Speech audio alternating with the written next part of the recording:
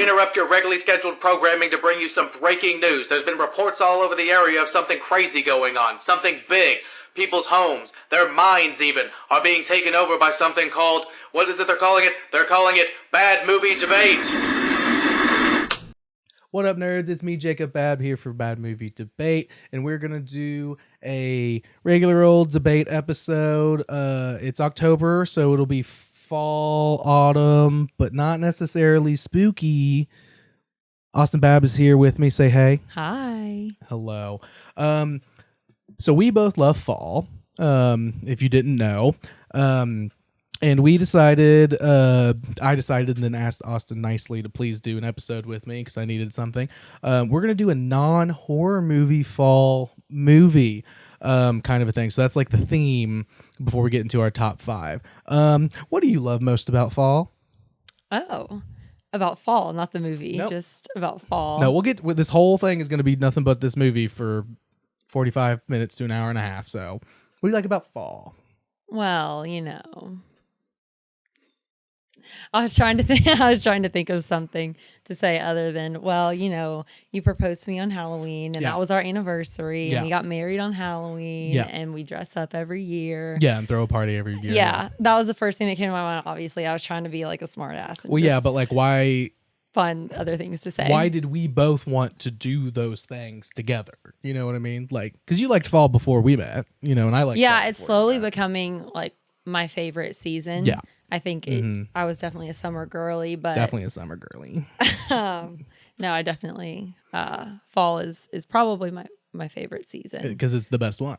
It's so simple. It's like just getting a little bit chilly, but still warm. You have bonfires, just like the ultimate cozy season. And that's the correct answer. It's the ultimate cozy season. Winter, everything's dead.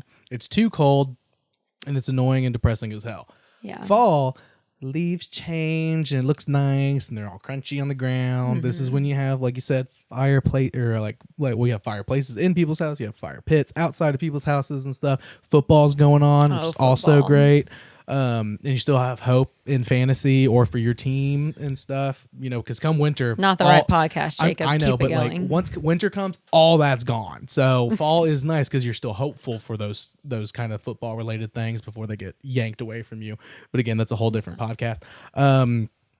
Point being that, and just like the slow but sure spooky ookiness and stuff. Yeah. Everybody gets into it a little bit more. People who don't like horror and watch it all year round like me watch it and stuff, even if they're just watching like Goosebumps and stuff like that. It's like you're watching something spooky because horror is an underrated genre, but that's fun. And there's all kinds of themes that you get to dress up, and hence the I got my little witch hat on today for the theme. Little skeleton shirt on.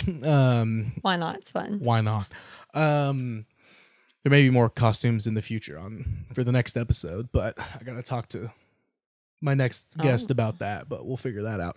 But anyway, so we're just gonna jump right into our top 5 non-Halloween, like straight up like this is a horror movie. They're gonna be cozy and have fall vibes. You know, there might be some spookiness in there, but it's not specifically like this is Halloween. Okay. Just to quote that, I guess. All right, so your top 5. You go first. I have I have one that I think you're going to yell at me about and say it doesn't count, but we'll get to that. I kind of had a hard time with this because, I have a couple of like Halloween-y type ones on there. So it can be Halloween related, but not scary, but not like horror. Yeah. So like if you said the entirety of the Goosebumps show from our childhood, I'd be like, that counts. Okay. I feel like Practical Magic, the movie that we are currently debating, I knew it, is definitely going to be in my top 5 because it kind of is in like a category of its own. Like it's not really like scary, but it is a little like creepy and like eerie, but it's definitely like fall vibes, witchy, the whole thing. Like it's kind of witchy. It's its own category almost. So I kind of was like, I don't really know anything that goes with it. But my top 5 fall-esque movies, I guess mostly just movies that are set in the fall. When Harry Met Sally. Okay, that was on a couple of lists and stuff, but that goes all the way to New Year's Eve. And it's like, it's very much Christmassy. Like I think it's a holiday. It's a holiday starting in the fall. But they have a lot, like it's majority of it's happening in the fall and it does go on into New Year's. I don't know. It was on my list. No, I mean, when I was looking up a bunch of lists earlier, it was on there, and I was like, God, that is a really good movie. And like most of the posters and like covers for like the movies are when they're like walking around and it's like fall. Yeah. So like it definitely is pushing that vibe. So like and I think that's a good one. I saw like a post somewhere. It was like, oh, it's whatever his name is. Billy Crystal. Billy Crystal season with his like white sweater. Oh, he's white, his, dude. Like, it's so dad cool. jeans and then the chunky white sneakers. Oh, dude, that's such a fit. It's like every girl. I need to get fall. I need to get one of those. I need to recreate that outfit. I got jeans. I'm literally wearing chunky white sneakers right now. I just need to get a sweater like that. Okay. All right. Anyway, so that's Billy Crystal and When Harry Met Sally. Anyway, you have better hair, so that's good. Yikes. His hair was like a thing back then. That was like nice hair when that movie came out. No, I swear to God. But again, we'll talk about it later. Fine. It's a different podcast. We'll talk about men's hair through movies in another podcast. Will we? I don't know. Let's not. All right. I have more than 5, but that's okay. And I also wasn't sure which of them would count. So Gilmore Girls. I recently just finished Gilmore Girls for the first time.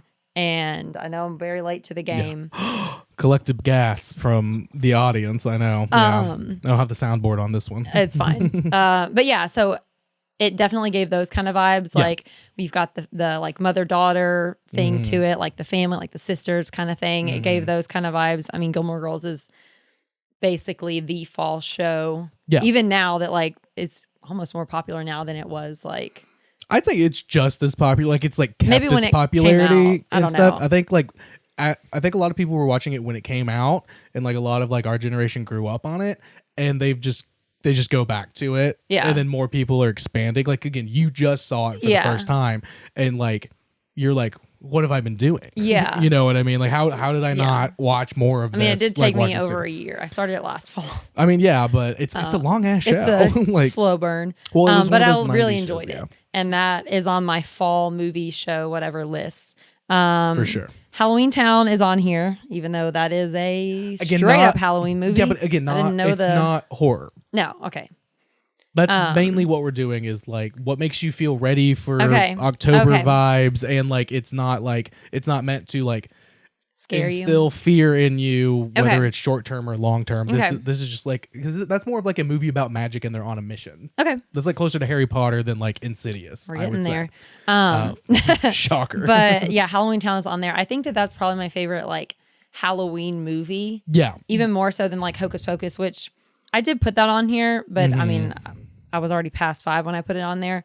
I like Halloween Town better than Hocus Pocus. Hocus Pocus, honestly, like, I love it. Don't come for me, but it's a little bit overdone, and I just enjoy Halloween Town more.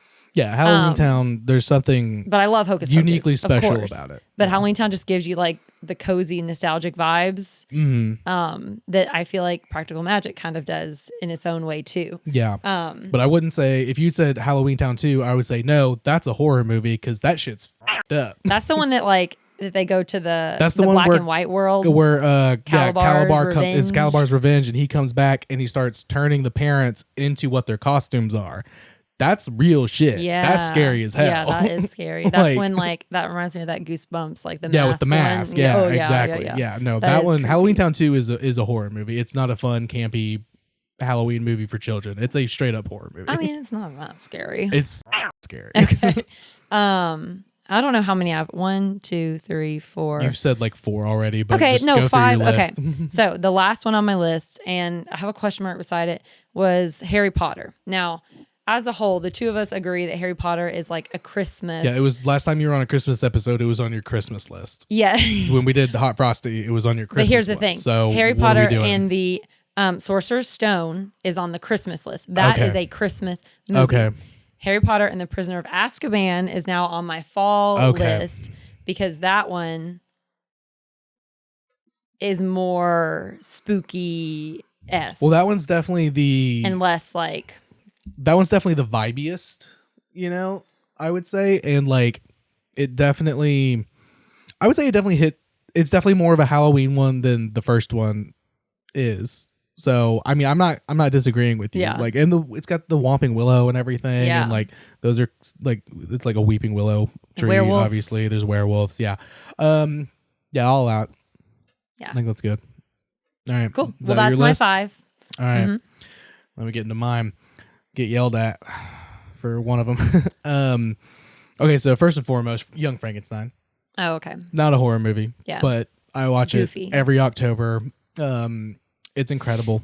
It's just so good. There's really nothing else that needs to be said about it. And if you haven't seen it, you need to see it. And watch it before you see Guillermo del Toro's Frankenstein that's coming out any day now. It won't be the same at all, but it will be. It'll be great. And then I did The Addams Family. The OG one with Christina Ricci and all them. That I thought one. about the Addams Family. Yeah, Addams Family definitely. Because again, not spooky, but like has the vibe, or like not horror, but like has like that good vibe. Yeah. Oh shoot, I only have 4 on here. I missed one. Loser. I thought I had put Not even something else. prepared for his It's own okay. The one podcast. that it's okay. I'll just split. I'll just split one of these up into 2 because I technically did a slash thing, but we'll talk about it. So, Young Frankenstein, The Addams Family, Knives Out. Okay. Knives Out. I mean, great movie. Love that movie. Okay, the Is fall. it fall? Takes place during the fall. Like think about like the opening shot of the house. The house is like spooky kind of and stuff.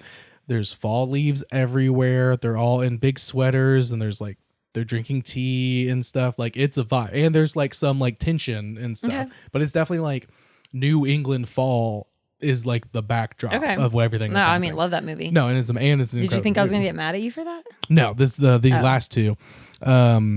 Hellier, the documentary Well, I that I've don't been know trying anything to about that. Yeah, I've been trying to make you watch it forever. Hellier is a paranormal documentary about people going to look for goblins in Kentucky. That's where it starts. That's not where it ends. Season 3 is coming out soon. If you know, you know. Can't wait.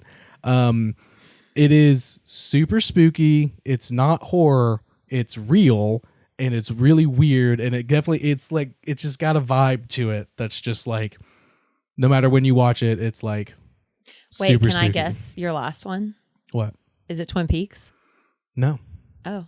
I will put Twin Peaks on here because I put Hellier / The Unbinding because I thought you were going to be like, that's a show. That doesn't count. Like a documentary show. And I was going, okay, The Unbinding by the same people who made Hellier, but this is a feature documentary instead of a TV show. Whatever. And then I'll put Twin Peaks. Yeah. Twin Peaks for sure. I'm surprised you didn't put that on there. I think I did have it on there because I looked at this list and was like, something is missing. That's obvious because I definitely had that written down. I think I accidentally like erased it. You know when you shake your phone and it says like undo and stuff? Right. Anyway, Twin Peaks. If you know, you know. I shouldn't have to convince anybody to watch that. You don't really you want to do. watch. Yes, you do. Yes, you do. Antine, back me up. You know what's up. And Julia. Julia, they just do. They love it. Anyway. Okay, so a decent list from both of us, I Yeah. think. One better than the other.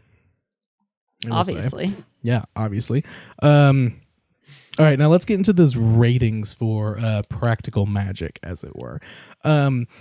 So the other day, like a week ago, you came to me, or like I came to you, and I was like, "Baby, I need one to do." Like my other one, which I'm not going to divulge what we're going to do for that one. It's like I thought that was going to be this week.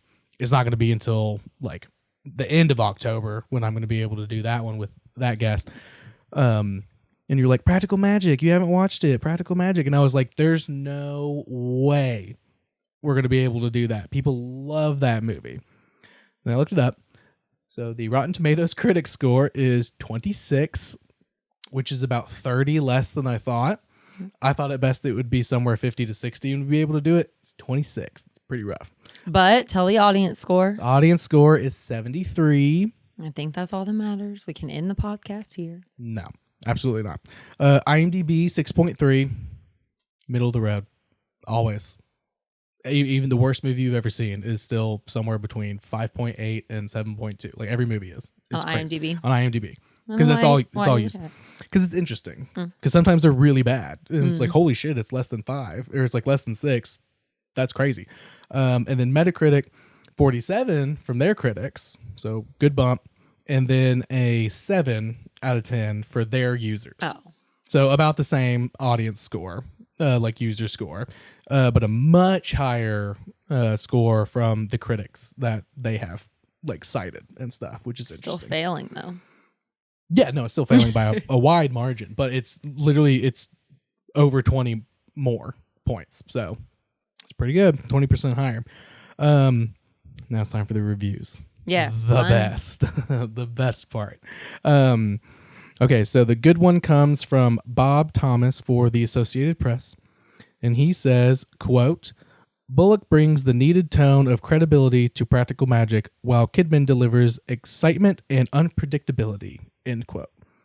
And he gave it like a 4 out of 5 or something like that. So he's like, yeah, like Bullock, like at the time, like Sandy Bullock at the time, like she was like one of the top tier. Is my favorite part of, one of my favorite things about this movie is her. Yeah. Even just like her voice narrating through it, it's just like very like warm and inviting. What's what I'm saying? It's like, nice. And like for the time, like when this movie came out and stuff, she was like the actress. Oh yeah. Like hot. she was like the best. Well, I'm not even saying that. Like she was just like in all the best movies, was doing all the best things. Like, yeah, she's hot.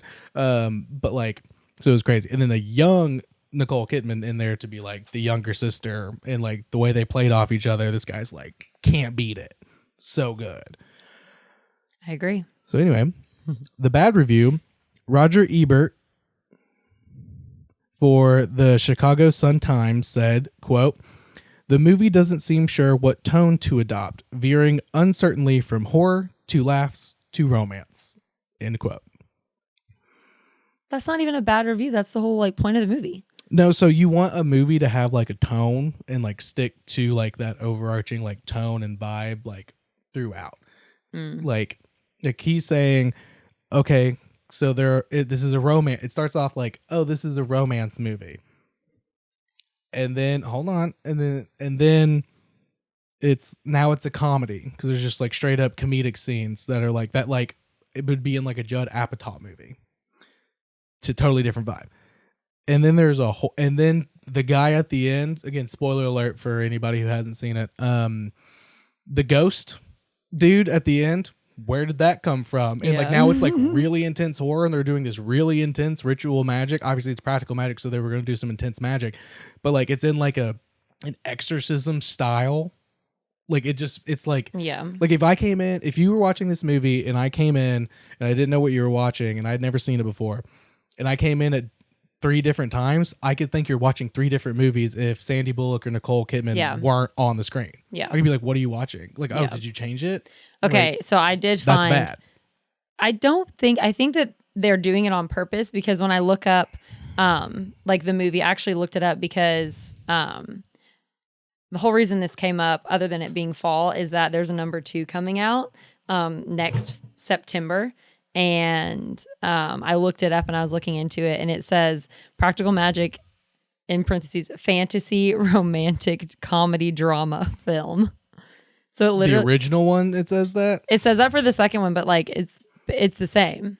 Yeah, but that just seems like buzzwords for like SEO, like search engine optimization. Oh, okay. Kind of well, thing. Like they have it on here as like that's what it's tagged as. So it's meaning to hit all of those things.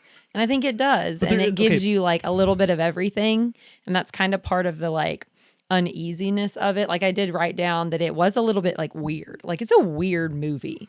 Yeah, but. And I think they do it on purpose. And that's part of the like witchiness of it. But, and like it's kind of a little freaky, but like it's also funny. And then it's like lighthearted, but it's also serious. There's a way scary. But there's a way to do that right, and there's a way to do it wrong. Like, again, like there are scenes that's like, if I didn't know any better, this is a completely different movie. There's a way to keep like the same tonality and the same like vibe while leaning into like, okay, this is a more spooky scene, like a horror-y scene. This one's a romance one. This is a comedy scene and stuff. There's a way to do that while keeping the original like tone and like overall like theme of the movie, like the visual and like editing theme. I mean, not like the like narrative theme. Like there's a way to like keep all of that together and be like, this is still the same movie. Now we're just doing this. I don't think at any times it's like tries to be a different movie than it is. That's what I'm saying. They're not trying to do that, but they are. They're like, okay, so here's now we're gonna shoot like a standard horror scene. So you just do all the lights and stuff. There's a way to do that. Be like, okay. Like honestly, the first thing that comes to mind, Pirates of the Caribbean, Curse of the Black Pearl. that has the same, like, there's like when he reveals that he's like that they're skeletons and stuff, like they're zombies basically and stuff. It still feels like you're watching Pirates of the Caribbean, but then you have comedy scenes with Jack Sparrow walking around doing his crazy shit, and you're like, and they're like, haha, that's funny. Like he comes in on the boat and it's sinking. And he was like, hey, you have to pay to dock that. Like, that's funny, like, and stuff, but it's still got the vibe and tone of overall and stuff. And then you have the romance scenes between Will Turner and Elizabeth Swann. Like, you have the, like, and you're like, I'm still watching Pirates of the Caribbean. Like, you can still feel that vibe and stuff. This one, I think, was like, okay, now get the horror guy in here to, like, set up this shot and stuff. Like, you know what I mean? It's disjointed, I guess is the word. And stuff. Like, I don't think that's a good... that. I think that it's kind of on purpose. Like, they really lean into that. Thing. Even in, like, okay, so the one scene, the, like, margarita scene. At first when I watched it, I was like, what the heck? Like, this is so weird. No, the margarita scene. Because it's, like, freaky, but then it's, like, they're having fun. They're drinking margaritas. They're, like, but then as they get more and more into it, it's, like, like, it gets really weird. And then they start, like, screaming and, like, okay, so freaking out. And then they're back to, like, oh, wait, okay. But I think that kind of encompasses, like, the way that the whole movie is done. It's, like, all of it has these, like, I don't want to say supernatural, but, like, witchy elements that it's, like, it's going to be a little, like, freaky throughout the whole thing. So even when she does, like, she's, like, in love and, like, all the romance things, it's because of the spells. And, like, that's why she's so, like, weird about the whole thing. And so, like, she chases the first guy, like, she just goes and runs after him, like, blankly, like, I love you now. And then she kind of does that at the end too, with the detective. It's like, even in those scenes, it's like still like a little bit weird. And I think that's like so consistent throughout the whole movie. Okay, so we'll get back to the margarita scene in a minute, but like you're not responding to what I'm saying here. That's narrative stuff. I'm talking about like the look and the tonality of the movie itself. Like, if it was a silent movie or you were just watching scenes, they would look disconnected if you didn't know what the through line of the story was. The story's fine overall, you know, like, and like makes sense. Like, now we're here, now we're here, now we're there, now we're there.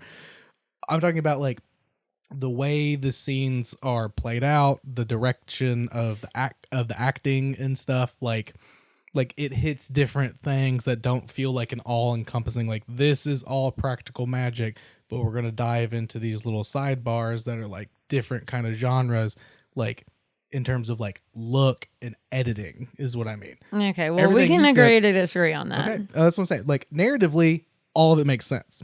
All of it makes sense. We'll get to the margaritas thing, but we just kind of went off. You kind of went off on me. So let's start. To win. Okay, can we start where we usually start? So what's something you didn't like? Sorry. This does kind of go naturally into something I didn't like, though. Perfect. Because this one scene... We need to hold space for the margarita scene, though, because I do have a lot of thoughts about that. Yeah. Good. It gives you a lot of feelings. Well, like, I have good and bad. Yeah. So. Okay, so the one scene that I really didn't like and I felt was, like, kind of unnecessary... and a little bit weird in the movie was the ghost scene that you point out earlier with the Jimmy, right? Jimmy. Yeah. So obviously he's like haunting the house because they make that very clear. And then when she comes home, what's Sandra Bullock's character's name? I just blanked. I'm sorry. It's a good question. What are any of their names? Name a single character except for Jimmy. Or Jilly is the Nicole Kidman, and then Jimmy, and then we have the aunts, and then we have the girls. I'm forgetting her name. It doesn't matter. I'll look it up while you talk. I like literally don't. I have it written down somewhere. They're the Owen sisters. Go on. Okay. Anyway, so when Sandra Bullock comes home and Sally. Yeah, they say her name all the time. I don't know why I blanked, but Sally and then Jilly. Anyway. So Sally comes home and the girls are freaking out. They're like, oh my God, like, come upstairs. And she's like in the bed, like freaking out, like possessed by this ghost of Jimmy, right? Literally out of nowhere. And then this like terrible CGI, like whatever they did to make the ghost look alive. I was like, I hate this whole thing, not because it's creepy, but just because it seems unnecessary a little bit. The way he like then attacks the sheriff, which like, but then he was protected because of his star.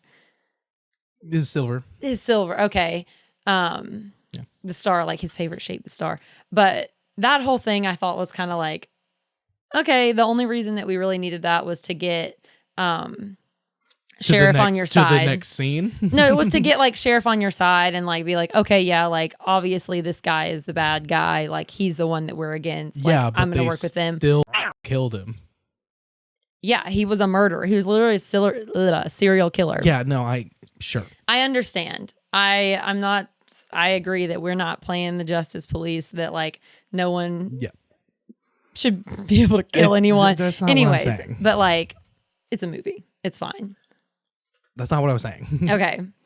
But I didn't like that scene. I thought the ghost coming out was just like weird looking. I think somehow they could have made it to where like, yes, we obviously know that he's possessing her without literally having the ghost of him come out of her and then like attack him. So you got to do what you got to do with the technology you have at the time. Yeah. So at the time when that movie, when did this movie come out? 96? 98. Something like that? 98, I think.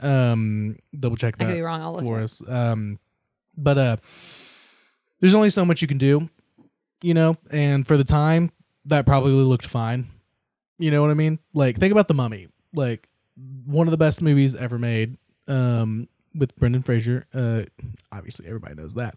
One of the best movies ever 98. made. One of the best movies ever made. That CGI does not hold up. Yeah. But at the time, it was fantastic. Can't beat it. You know what I mean? And so you like that scene? No, God, no. I think no, but I don't like it because I think it's stupid. Yeah. Because again, it's like, okay, so now we're just in a horror movie. Yeah. Out of nowhere, because we need to get from this scene to that scene. We got to rush through this story. We only have so much time that we're allowed to like make this movie.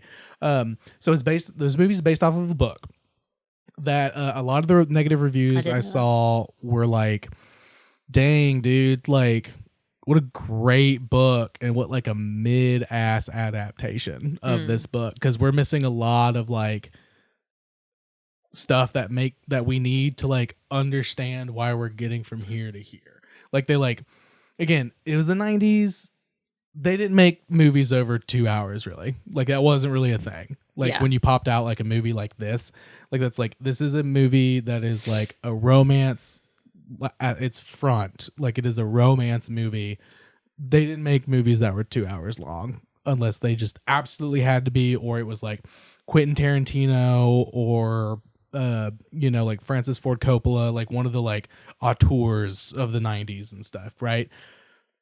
We needed at least 30 more minutes in this movie to get some like lore drops of like why things are happening and stuff. Because what's the scene, genuinely asking because I can't really remember, what's the scene right before they're like, mommy, auntie's getting is sick? That's when she goes to the hotel and like, that's when she's like, something comes over her and she's like, I just have to go and tell him everything that's true. Right. And she like goes into his hotel when and then they're talking for a minute. She discovers that his eyes yeah, are well, they're like actually talking for a minute and then they just like start making out. And at first it's like, well, that's weird, but it's not, because they're both under like a spell that she had cast. And it's like, they can't help it. Sure. No, I mean, I understand that. But I was anyway, just asking after all of that what is was when the scene with, after that is when the thing with Nicole Kidman happens. And that's why he's following her, because she like sees his two eyes and then she's like, oh my God, I'm realizing that this is because of the spell. She runs away. He follows her, and that's why he's also there.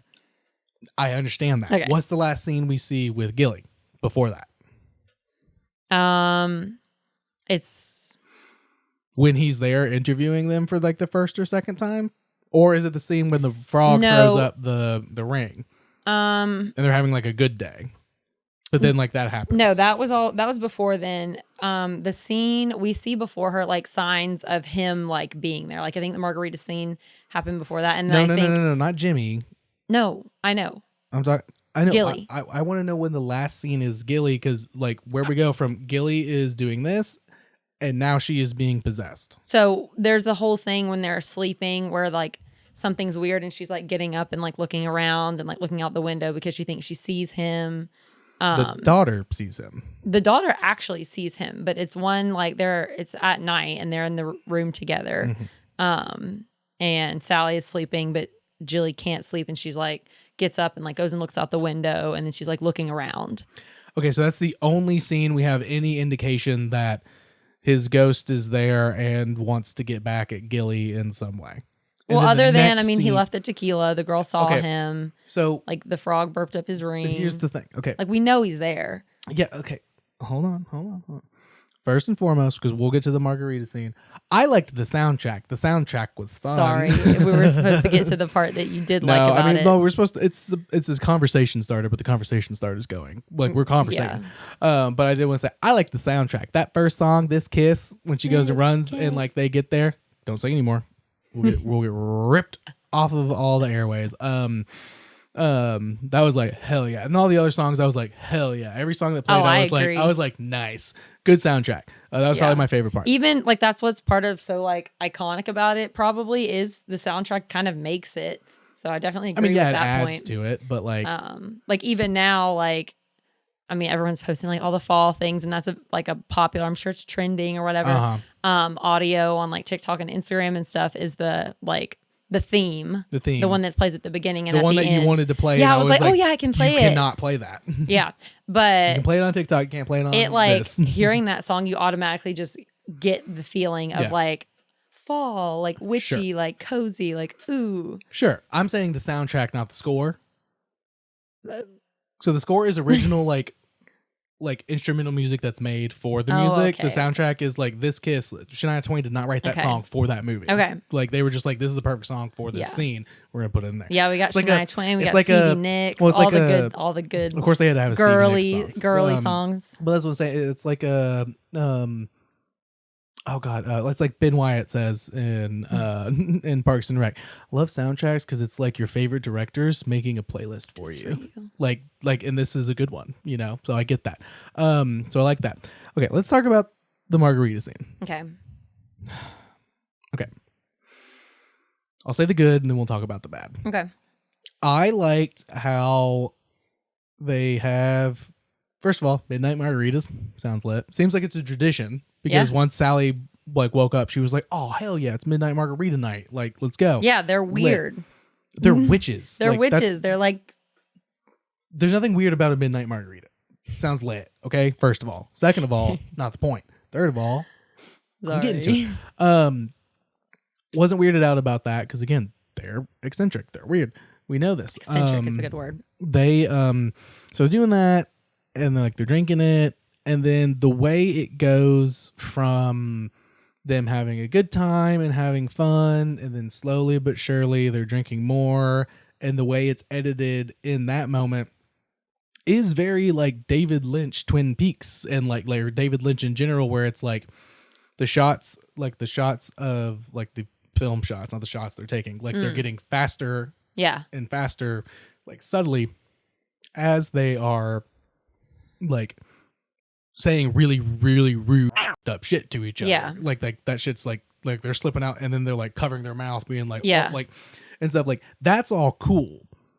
My biggest issue with that, because like that was I was like, oh, that's kind of cool. But again, a completely different tonal thing. Like if I just saw that scene, had no idea what Practical Magic was, I was like, what David Lynch movie is this? I'd be like, oh, what David Lynch project is this from? And you'd be like, it's from Practical Magic, the romance witch movie. I would be like, did he direct that? Like, did I miss one of his things? Like, that's what, like, that's part of the reason I'm like, the tonal thing with scenes is like that was great.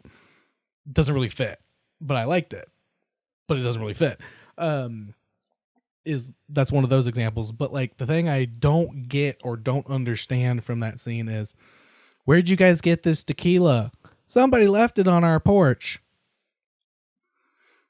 Make that make sense to me. And here's why I'm saying make that make sense. Obviously, it was Jimmy's favorite brand. Yeah. And his ghost somehow went out and got it and bring it to him. Why would their aunts, who have lived in this town and have not aged in 20 years and stuff, and so everybody knows they're witches and stuff, and everybody in town hates them. Yeah. Why would they be like, there's nothing weird or wrong about us drinking a random bottle of tequila that was left on our porch? Because I feel like they're a little bit like weird and crazy too. But they also Like, are they're the like, most. But they are also. Who cares? But Like, they are why also, not? They are the most cautious and like aware. They're the older witches. Like they're the oldest living Owen. Not really. I would women. say that Sally is definitely the most like cautious and aware. Well, she's the like most. they're very No, but free spirited. Like whatever comes, whatever happens, let's go dance naked in the moonlight and take the children. They weren't allowed. They didn't get nude. No, they did. The children didn't. Yes, they did. No, they did not. When they came back, she goes, "Mommy, we danced naked in the moon." It doesn't matter. And she was like, "Oh, of course you did." It's all witches. Doesn't matter. That's what I'm saying. Like, Okay, you're not letting me like kind of finish my point Okay. or like further explain my point. They are the most cautious with like okay, so Sally is the most cautious about the witch stuff in the sense that she doesn't want to do it. She doesn't use her powers and stuff the whole time before she actually does anything with her powers. She's like, they're like, oh, you're just like so powerful and stuff. And you just like, don't even care about your gift. Like, like I would like, Gilly is like, I would do so much if I had your power. Like I use it all the time. It's awesome. Like, I don't know why you're so against it. Like yada, yada, yada. And the ants are similar. Like they're like, they agree. Like they're like, Sally is the most powerful for sure.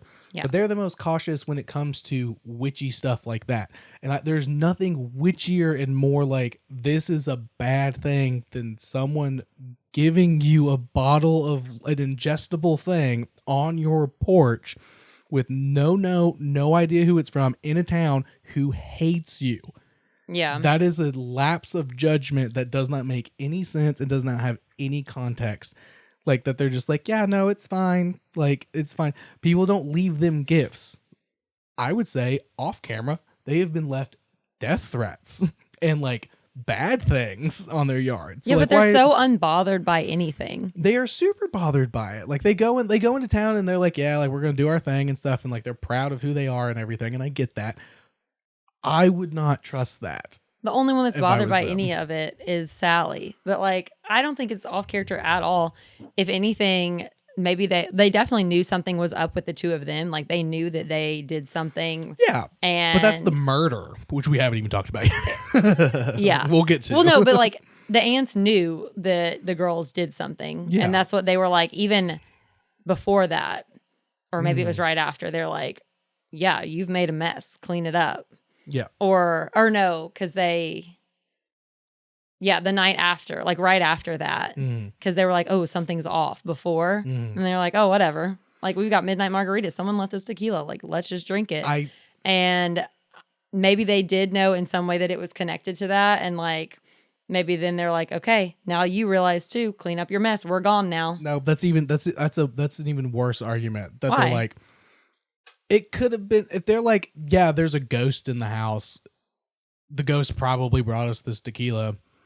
We're going to drink it to prove a point. No, that's so dangerous. They're witches. They can just heal themselves. I don't know. No, that's Sally's job. And if Sally is the one who's like the like herbologist, like the one who like does the potions and stuff because she had the whole store and everything. Like, you don't see. I'm just saying. I don't think it's out of character for them to just take it and like be like, hell yeah, why not use it? I think who cares where it came from? I think it's very weird. I think it's very. We can agree to disagree. I definitely disagree because I think that they're very. I think that's. I'm they're not cautious people. They are about witchy stuff. They're not though. Yes, they are. Yes, they are. I find that very out of character for them who are like so into the witchy stuff, like that they would like. How would they not like? Like, why would they just like? Oh yeah, this is totally fine. We're in a town where people hate us. Yeah, but they don't care. Anyways. Do you know how easy it is to fill an unopened bottle of tequila with poison? It's very easy to do that. And someone could have been like, I've had it with these people. Yeah. Now Gilly is back and now they're being even weirder and stuff. Like, I'm done. I'm not doing this anymore. Takes 10 seconds. I watch a lot of true crime. I'm like, I don't know. Not everyone's as dramatic as you, Jacob. I'm just saying, I watch a lot of true crime, and women be poisoning. And like the women in the town hate these women, so they would probably poison them. It's just a bad call. We'll move on, but I just think that's crazy. But the scene after and stuff like is awesome, and like what it does to them is awesome. Like, and I get that, but also that's like again like one of three things that's like and now Gilly is fully possessed. Like, and it's like, all right, we need a little more of that. Yeah. Like, I feel like going back to like the tone thing and stuff, like sprinkle in a little bit more of like that spooky stuff. There's a scene with the daughter and she's like, who's that? Yeah. Like, and they're like, what are you talking about? And it's like, Yeah. okay, that's part of her powers. Like, she can see spirits or something, like, and everything. And then like, and it's like, yeah, like the roses like spring up out of nowhere and stuff. Like, okay, like, yeah, something's going on and everything. But like, I feel like if you sprinkled in a couple of little like non-horror, but like, okay, something spooky is going on throughout the movie, all of it would have made a little more sense. Because it's very much like, oh, ha ha ha ha ha. Oh God, what? Like, I don't know. I just doesn't, the trajectory of it just doesn't. Like, I feel like you can like, what's the word? Not tease, foreshadow it a little bit more like straightforwardly. To get to the scene that you said you hate. No, I don't like that scene. But I think it's obvious that he's lurking around. Plus, they did a spell poorly. Like, it was very obviously like a poorly done spell. They were like kind of half-assing it, and then they like don't finish it, and then they end up having to like kill him again. Obviously. Like, what more foreshadowing do you need other than they did this bad? Now they're burying him in the backyard. Of course he's going to be coming back. Anyway. I guess. I don't know. Last thing about the Midnight Margs. The next morning, Sally gets up and was like, oh God, like, where's the aspirin? I need some aspirin for my hangover. And I'm like, I literally wrote, I was like, you don't need aspirin. You're a witch, bro. Like, you're the herb. Like, literally, isn't there an herb you can chew on? like, what the hell? Like, I was like, come on, that's ridiculous. And that's when I knew I hated this movie. Oh no, you didn't really hate the movie. I didn't love it. I really like, genuinely. I really thought that you would like this movie more than you did. Nah, I like the frog throwing up a ring. That was sick, dude. All the frogs, love frogs. I don't know what else you got. Why I like it? Yeah, well, we need to move on. We need to move past the Midnight Marks thing. So we're just gonna keep arguing about it forever. No, that's fine. We're married, if you didn't know, and so we will argue about this probably forever. So we need to move on. I'm already over it. But no, okay, I'll bring in. So you had mentioned how like everyone hates them, right, in the community. So there's literally so many scenes of how much the entire town hates. She's not on the phone tree thing, like I know, and she's like so upset about it. Yeah, but that's what I think they've been in the town so long and everyone knows them. They're just kind of like a staple in the town. Sure. Like, I'm sure that like that's like at the end, they eventually had to bring everyone together and they use the phone tree. Like, it's kind of like a funny, like cute thing where she's like, oh, I've got the phone tree. I can call them. Like, at first they're like, what? And they're like, oh, your sister's actually in trouble. Like, of course we'll be there to help, kind of thing. And so I think it kind of goes along with like, sure, they're like definitely outcasts. But they're still a small community. And it's still like, even when Sheriff is going around asking like about them, it's like there's all these rumors about them. And she's like, oh, do I think she murdered anyone? No. Did she maybe shake his hand and then he died? Sure.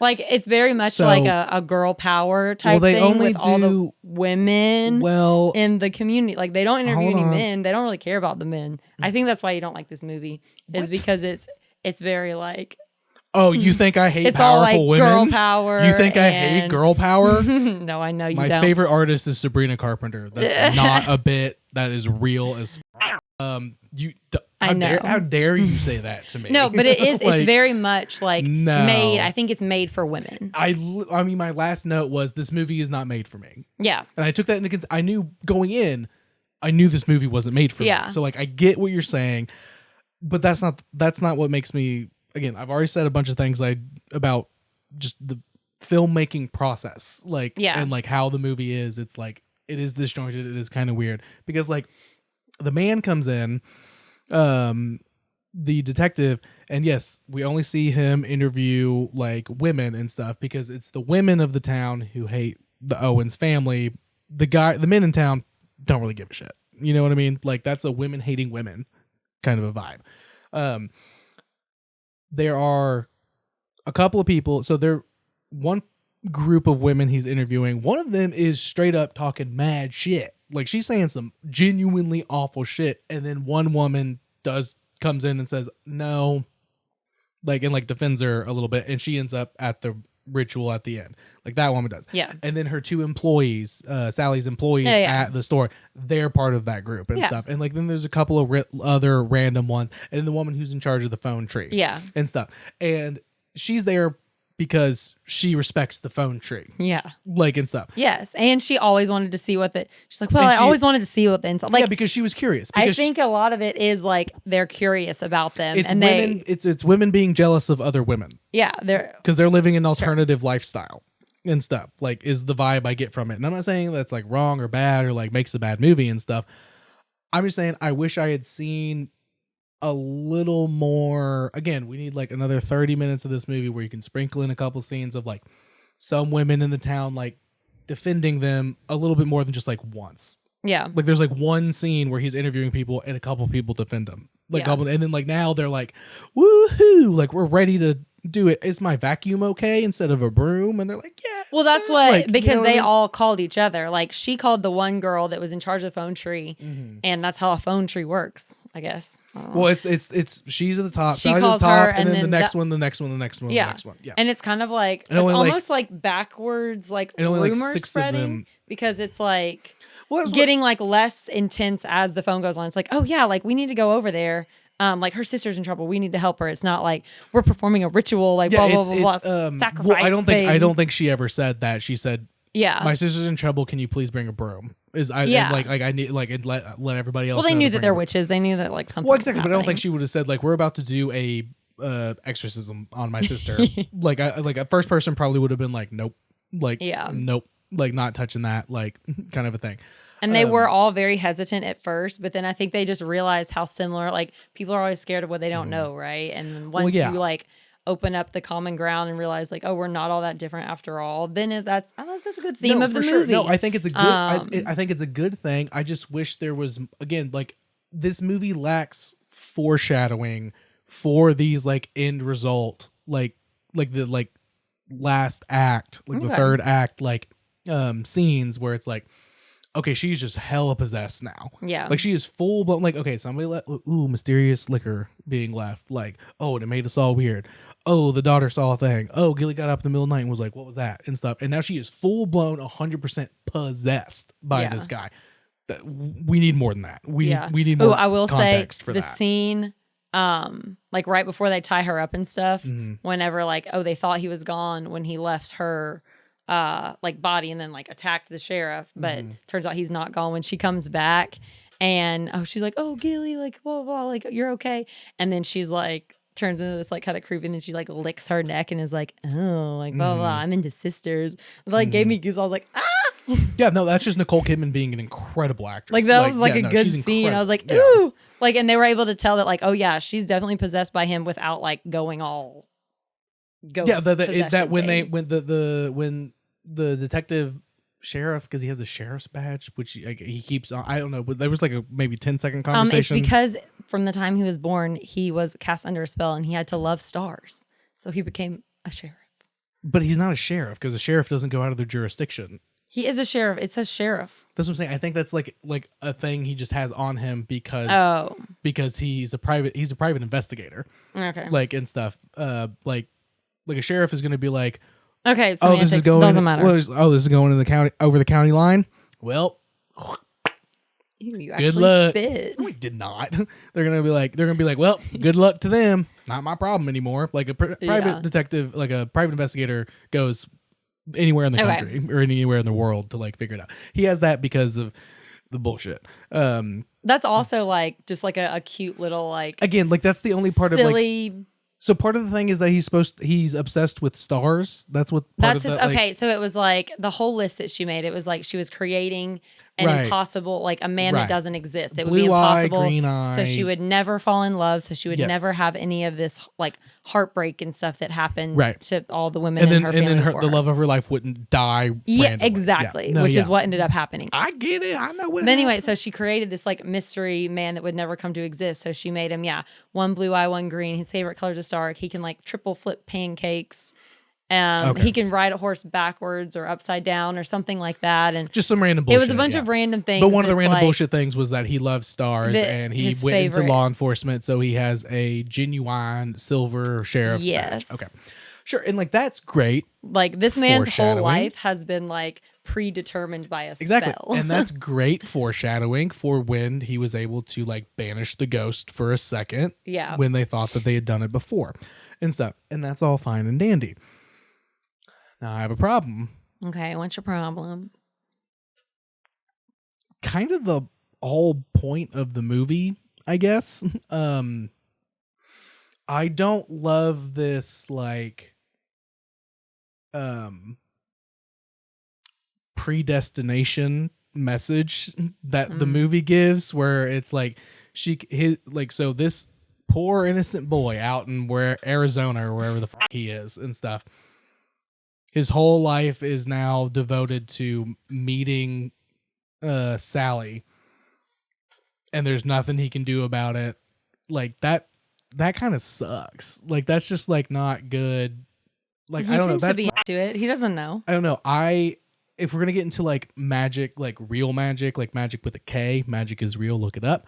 Like real world magic, not magic like in Harry Potter and stuff, or like in this movie. If we're gonna look at actual like witchcraft and stuff, love spells are very iffy in the community, because it's like you are taking away somebody's free will from them, and that's not a thing. Like there are hexes, there are love potions, there are love spells you can do to like get somebody to like fall in love with you or like curse somebody and stuff. There's a big community. Like I would say, I'm not 100%, I don't know, but like it's pretty 50-50 on like whether that is ethically okay to do. Well, I don't think she meant to do it.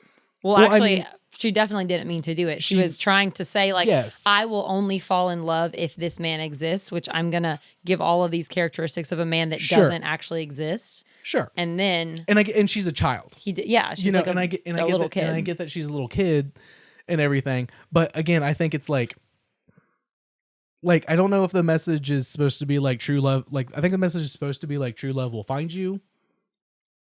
Like and stuff, and that's fine, and it will, and it does. Case in point. But I don't know. As someone who knows a teensy little bit about like the real world magic stuff, it's kind of a gray area. Like it's like you're not supposed to use magic. Well, take away somebody's free will, because because he was a child, and now his whole life is predetermined that he will end up with her at some point. Miles, like thousands of miles away, because he's like in Arizona being a little cowboy, and she's in New England or something, and now he's going to end up there, and he's going to end up falling in love with her, and he's going to be with her and stuff. He didn't know that until he found the letter, and he was like, oh my god, this letter. It doesn't matter if you know it or not. It's like she knew that she could, like, again, she's a child and it's fictional and stuff, but this is a real world thing, like people do, where they're like, I want to change somebody's free will to do what I want from them. I don't love that. Also, one thing that he said, like, she didn't mean to do it. Like, it wasn't an on-purpose thing. And one thing that he said... Ethically, this movie's fucked up, and my we should boycott it. It should be canceled. Wow. Anyways, so one thing that he says, because she's, like, all upset, she's like, no, I can't love you. Like, you can't be real because, like, you will die because of this curse. And, like, you're only here because of this, like, spell that I accidentally created when I was a kid. And then what he said to that, he was like, well, I don't care. Like, they're only real if you give it the power. That's what he says. He's like, curses are only real if you give it the power to be real. Yeah. And he's like, and I'm not giving it that power. Sure. So that's what he's like basically saying, just like, you are your own person. Like, he's kind of saying like he would be doing this regardless of the spell or not. Right. Like, he would still want her. But that this curse is not going to be real because he is not going to give it that power over him. Whatever. Okay, but at the same time, I have the question of like, so at the end, she narrates like, oh, we broke the curse and everything's fine. And then all the whole town comes over and watches them jump off the roof and stuff, because there was a whole thing about that. But that's what broke the curse? Like, I feel like there's not a they don't know. I wrote it down. There's not a clear definition of like what broke the curse. They're just like, and the curse is broken. No, that's what she said. She was like, She says it at the very end, like when she starts that narration, because I knew when we were watching it, I knew I was going to have to come up with counter arguments to what you were going to say. And then you were going to say, well, how did that even happen? It just kind of happened. But she says that, she acknowledges that. She's like, well, we don't know what it was that like banished Jimmy or broke the curse, but like that's kind of the point of everything. Like you don't know what's going to happen, so that even though like yes they're witches, they're still like living the same life as everyone else, and whatever's going to happen will happen, and you just enjoy the ride along the way. You're taking a deep breath to say something, I guess. I mean, I'm getting there. Yeah. You're like, no, I'm not going to yell at you or anything, but like, no, that's what she says. She's like, we don't know what it was, but like we're thankful that it happened, and we're like here all in this like magical moment together, like enjoying the ride type thing. And it's like, and always throw salt over your shoulder, plant rosemary, lavender for good, like all the things. And it's like fall in love when you can. I literally yell at you all the time about throwing salt every time you do it. Like, no, if you can't tell, I'm a hyper superstitious person. Like, I'm not a little stitious, I'm superstitious. I'm just a little stitious. No, I'm superstitious. But no, like at the end, that's what she says. She's like, we don't know why this happened. Like even though like they're witches, it's kind of like part of it. It's like no one ever knows. No, I know, and I get that, and I respect that. But at the same time, I'm just such like a lore head that I'm like, but like somebody should figure that out. And like, but it doesn't matter, and it's not the point. I know it's not the point, but like, I need to know. I'm curious. They broke the curse because he stopped giving it power. I mean, which is like the real world magic thing of like the more power you give to something, like it's like intention when you set it, and then like put out a spell, or like make a potion is the intention, and then like giving it power is what makes it work for you. So if you. But again, that's on the caster, so it's like Jacob, you're getting too into this. He is not, but he refuses to believe that that's a thing, and so he is not allowing. But also, he knows that ghost and magic is real. You know what I mean? Like, so it's kind of like contradictory to. And maybe he does die. Maybe there's going to be a number 2. Maybe they didn't break the curse. I don't know. If anybody has read the book, is there more lore and explanation about stuff? Like hit me up on social media, like if you care, like because I'm not gonna read the book probably because I didn't like the movie enough to want to go read the book, but I do want to know if there's more like magical lore and like how magic works in their world and stuff, because like just being like, well, I guess the curse is broken anyway, let's jump off the roof, woo, and let's go get married is kind of like a okay, so we just got to wrap this up. It just adds, no, Jacob, it adds to the lighthearted feel of it. Like, yes, this is like, there's a murder that happens and there's like all of this stuff, but all throughout it, it's like a very lighthearted vibe. Okay, and that's valid. That's valid. I'll to drop the it. whole thing. I'll drop it. I'm just saying, like, it seems a little contradictory in terms of like magic, because practical magic is like a real world term. It's just with a K. Okay. Like there's practical magic and then whatever. Different. Watch Hellier. Watch Hellier and the Unbinding, and you'll learn all about it. And then read a bunch of books about it. And you still won't fully understand it. All right, let's shift to, you brought up the murder, because I want to talk about the murder. Okay, so the murder kind of, I'm mad that they murdered this dude. That dude. You know what I mean? I understand that it wasn't her intention. Bring that word back, to murder this dude. Mm-hmm. I understand it's a high stress situation and you got to do what you got to do and if they didn't do this, there's literally no movie. So I get it.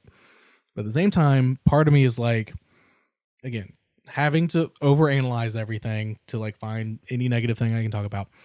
I truly don't understand how Sally, the like more gifted witch, specifically herbologist, put too much of that shit to get to like kill him. To, like, she was driving. I understand. And he literally had her sister captive in the back seat. I understand. So she's like, I gotta watch the road. I gotta pretend like I'm not doing anything to this. Let me just dump as much as I can, because if I kill him, who cares? Was probably her thought. Because I understand. Again, I'm not mad that Jimmy died. I ain't mad about that. That guy should have been killed. Should have been killed or died a long time ago. Like, or thrown in prison forever. Honestly, death was too easy of a punishment for him. But again, playing devil's advocate, which is my role right now, you think she'd be able to know, like, we just need to conk him out so we can escape. Like, you know what I mean? Like, she dumps the whole thing in there. But And that's again, what I get it. I know think it's in her not mind. good. Okay, here I am. I'm Let me just Sally. say- I'm driving. May My I- sister's in the back. He's got her Okay. like hand around his throat. Like she's like, okay, I got to get this. Like whatever. I'm going more over less. Make sure I get the job done. I'm not saying Instead of, it's- oh, oops, I accidentally didn't put enough. He didn't pass out and he's killed her. I'm not Like she doesn't saying- care about him. I'm not saying it's a good argument. I'm just saying it's something that crossed my mind of like, she's literally opening a store, you know, with that one joke that I thought was funny when the guy comes in and like, 'cause he's in there for something. No. The guy before, the sheriff's like, oh, I've never paid this much for shampoo. That's a bad joke. Oh no, I thought you meant when he was like, oh, this herb that is used for or he mentions like the belladonna. I don't know if it's a real thing. Belladonna. It's a very belladonna. real thing. Okay, but he's like, oh, I noticed this because also he, you know, some of the scene before scraping it off the car. Yeah, sure. So he knew exactly what they did. Sure, but that's and he not... was like, oh, like I noticed that. She was like, yeah, it's used for if you like have sleep problems, it helps you sleep. Yes, and no, I know. helps you this. Yeah, and then he's like, about. in high doses, it can be used as poison. She's like, oh. No, that's not what I'm talking about. I'm talking about the random dude who's in her store and comes in and he says he's like, this is supposed to help with my baldness and stuff, and I've been rubbing this on my scalp for a week and nothing's happening, like da da da. And she's like, you're not supposed to rub it on your head. Yeah. Then she like looks at him. Yeah. You're supposed to rub it on his balls to give him more testosterone. And that will make his hair grow, is the joke. Because he goes, thank you for your time. And he walks out with it and doesn't get a refund and stuff. That was funny. Yeah. Point is, she knows her stuff. she knows her shit. Yeah. And so, again, I'm not saying it's a great argument. It's just one of those things I wrote down that's like, well, you think somebody who's a gifted herbologist would... I just think that she knew and she didn't care. She was going to overdo it rather than underdo it. No, and she was literally driving. And completely valid. Completely valid. Again, not my best argument, but the last one I looked at before I started talking about it. Let's see. Well, what do you got? You got notes too?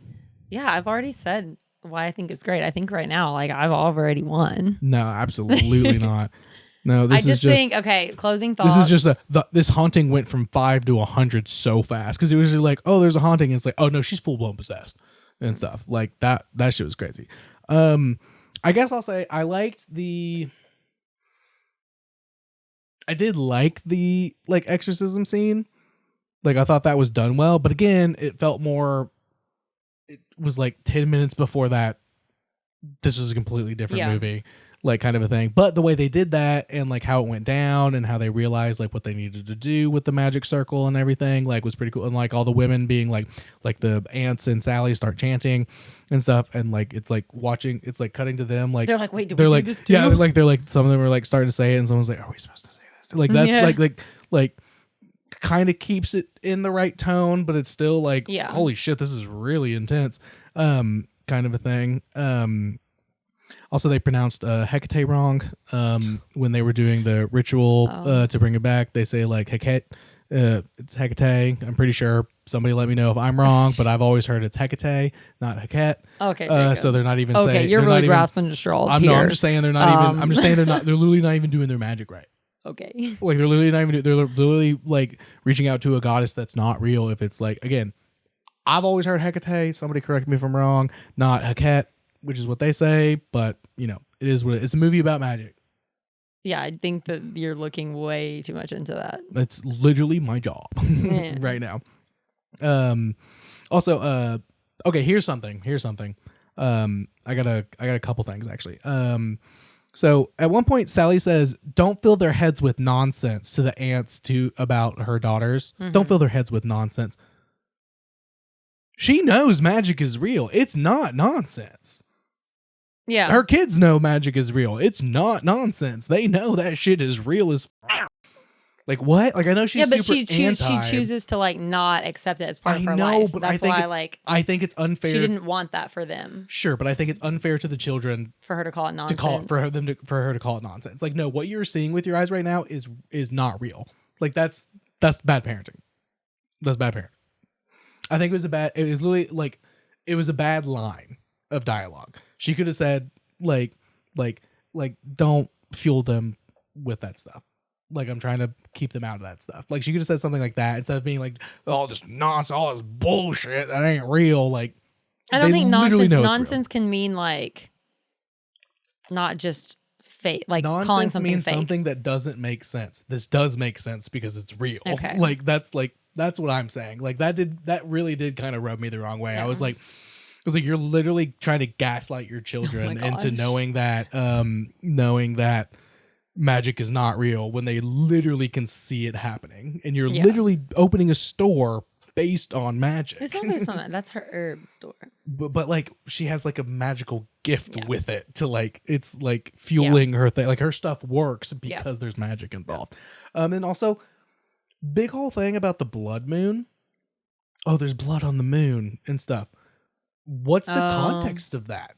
Because like that's the night that they end up killing Jimmy. Yeah. Does that mean that somebody's gonna die or something bad's gonna happen? Like again, like lore thing. Yeah. Like I mean, I think it's pretty obvious if they're like, oh, it looked cool. They did a shot of it. Like, you know, like it looked cool. And I was like, oh, if I saw that, I'd be like, oh, hell yeah, something crazy. Yeah. Well, the moon is definitely like we remember the moon is like kind of a connection between them. Like they look up at the moon and witchcraft and they can like sense each other's. Like she was like, no, for sure. Gilly's in trouble. Like that night, then she was looking out. She was like, she's in trouble. And then she immediately called and was like, I need you. Yeah. No. So they have like a no, they can tell each other's. No, the moon, like they have a connection. No, again, moon and witchcraft. Like I think it's just kind of like it's. You're supposed to assume that she's like, oh no, Sally, it's a blood moon. Like I don't want something to happen. I know, but I'm just like. And then they show a red moon, like it's looking ominous. She's sounding worried about it. That's all you have to know. I guess. And it's the moon, and it's connected to the witchiness. Anytime there's any kind of like magic system, even like especially if it's based off of like real life magic and stuff, like I need to know like what the lore is, and you gotta do stuff right, like pronouncing goddesses' names right when you're doing a ritual to bring somebody back from the dead because you just murdered them. Like you gotta pronounce people's names right. You know what I mean? Like if you accidentally like make a spell to Steve, well, who the fuck is that? He's not gonna help. Like. If his name is like Stefay and you pronounce it Steve, you're like that's not gonna work. So Jacob doesn't like the semantics of this movie or word choice in specific instances. Semantics are very important when it comes to ritual magic. It's literally kind of a big part of the whole point. I would say it's at least 50% what you say. Well, this is a fiction movie, Jacob. Based on real world practical magic with a K. Okay. So those things did bother me. Again, I'm not an expert. Somebody tell me to go fuck off. If you want, that's fine. Not you. Somebody who knows about real world practical magic can tell me to fuck off. That's fine. So whatever. Closing thoughts. You can go first. I want to go last. My closing thoughts. One last thing I just read real quick. Sally needs to get a fucking spine, dude. Homie comes in there and she just I guess she spills the beans to him because like she that's can't. The She's like I cannot lie to him. Yeah, I know, but because of the spell. Whatever, dude. But also, why'd she start bleeding? She was. No. She started. Did you like even got cut. Watch the movie? No, seriously. Like Jacob. Okay. She's bleeding because she's out there. When he comes in, she's out there hacking down all of the roses. You know, roses have thorns, right? Yeah, but she's in a tank top in the rose bushes, like hacking them down. Yeah, but she's not bleeding. She is. She's bleeding the whole time. She starts like dripping blood, and he's like, "Let me get that for you." Like this is kind of weird. I know. But she comes out of the roses like with like cuts on Wrong. I don't know. Rewatch it. Nah. Okay. All right. Well, closing thoughts. This movie's obviously not made for me. Yeah. And I can respect that, but I am first of all very offended that you think I hate powerful women. Oh, I didn't say that. I get more or less. You implied it heavily. No. I did not appreciate that. Okay. Love powerful women. Married to one. Sabrina Carpenter is my favorite artist. I don't know, just like I'm a feminist. I don't know. I'm just mad that I did not like that. I did not like that you're like, there's not enough men in this movie for you, so you don't even care. It was a joke, Jacob. Well, one that I did not love. I'm sorry. But to that point, this movie's not made for me. Obviously. That's where I was going with it. I know that's what you meant. I'm just being facetious. This movie is not made for me. But again, I do just go back to again, I'm not paid to write reviews and stuff, but like Roger Ebert's review like did kind of nail what I was feeling and stuff. And he said it in a sentence, like we're jumping from this genre to this genre to that genre, and it feels disjointed, like kind of a thing.